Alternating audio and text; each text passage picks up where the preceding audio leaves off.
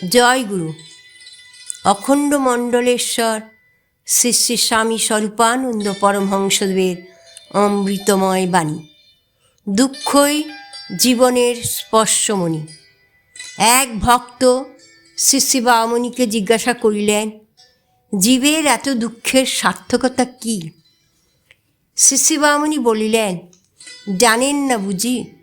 দুঃখ যে জীবনের স্পর্শমণি। কষ্টের ভিতর দিয়ে যা আসে তা কত মধুর হয়। পুপুনিকা আশ্রমের ছেলেরা অনেকটা দূর থেকে ঘাড়ে করে জল বহন করে চারাগাছের গোড়ায় দেয়। তরকারিগুলো মিষ্টি হয়।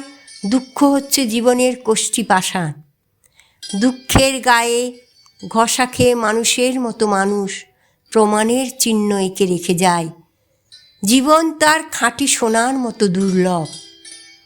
ভগবান লোকের জীবনকে পরীক্ষা করে সম্পদ ও সমৃদ্ধিতে, মহামানবের জীবনকে পরীক্ষা করে দুঃখ, কষ্ট, নির্যাতন দিয়ে।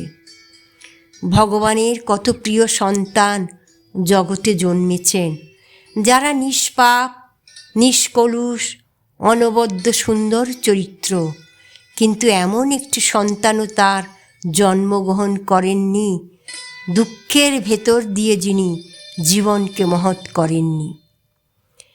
ভাস্কর যেমন তার সুতীক্ষ্ণ যন্ত্রপাতি দিয়ে কদাকার প্রস্তর খণ্ডকে বারংবার আঘাত করে করে ক্রমশ অপূর্ব মূর্তি দান করে, ভগবান তেমনি দুঃখ, কষ্ট, দৈন্য ও নির্যাতন রূপ হাতুড়ি, বাটালি, কোরানি ও বাছিলা দিয়ে অগঠিত সামান্য মানবকে সুগঠিত মহামানবে পরিণত করেন। মণিকার যেমন তীক্ষ্ণ অস্ত্র আর নির্মম উকা দিয়ে আঘাত করে আর ঘর্ষণ করে করে মণিকে তার সুশোভন আকৃতি দেয়, ভগবান তেমন এই পৃথিবীতে তার সন্তানকে গড়ে নেওয়ার জন্য দুঃখ দেন।